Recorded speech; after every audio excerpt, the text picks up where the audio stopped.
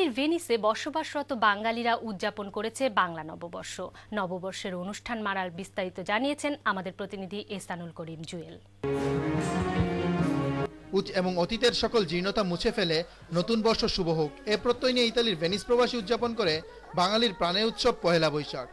তুমি নব নব রূপে এসো প্রাণে এ সুরের মূর্ছনা ছড়িয়ে ধর্মবর্ণের দেয়াল টপকে শিশু কিশোর তরুণ নারী পুরুষ নানা বয়সের শত শত মানুষ ঢেউ তুলে মেলা প্রাঙ্গণে। পান্তা ইলিশের উৎসব না থাকলেও ছিল নানা রকম পিঠা আর দেশীয় খাবার দাবারের উৎসব। আগত দর্শনার্থীদের অনেকেই জানিয়েছে ভেনিসে অতীতে যে কোনো সময়ের তুলনায় এই বর্ষবরণ ছিল অনেক বেশি প্রাণোচ্ছল। বাংলাদেশ ওয়েলফেয়ার অ্যাসোসিয়েশনের উদ্যোগে আয়োজিত এই বর্ষবরণ উৎসবে সভাপতি মাহবুব হোসেন সেলিম বলেন, এবং আমাদের ভবিষ্যৎ প্রজন্মের জন্য বাংলা সাংস্কৃতিক কৃষ্টি কালচারকে যেন আমি ধরে রাখতে পারি, ভবিষ্যৎ প্রজন্মকে যেন শেখানোর চেষ্টা করতে পারি, আপনাদের সকলের সহযোগিতা আশা করি। অন্যান্যদের মধ্যে শুভেচ্ছা বক্তব্য রাখেন সাধারণ সম্পাদক আজাদ, বাংলাদেশ আওয়ামী লীগ ইতালি শাখার সভাপতি মাহতাব হোসেন, আলমগীর ডালি প্রমুখ। হাবিবুর রহমান মিঠু ও নাদিয়া হুসাইনের উপস্থাপনায় সাংস্কৃতিক অনুষ্ঠানে সুরের মূর্ছনায় ভরিয়ে দিতে আসে বাংলাদেশের জনপ্রিয় কণ্ঠশিল্পী বেবি নাজনীন এবং সুফিয়া কাঙ্গালি। সাথে ছিল স্থানীয় শিল্পীবৃন্দ।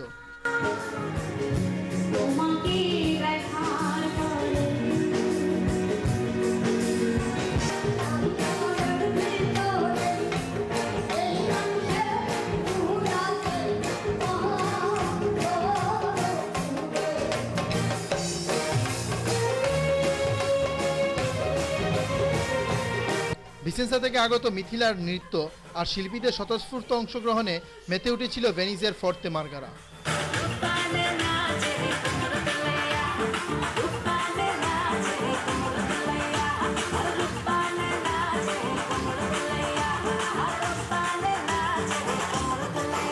ইতালির ভেনিস থেকে Ehsanul Karim Jewel, channel S news. Bangladeshi x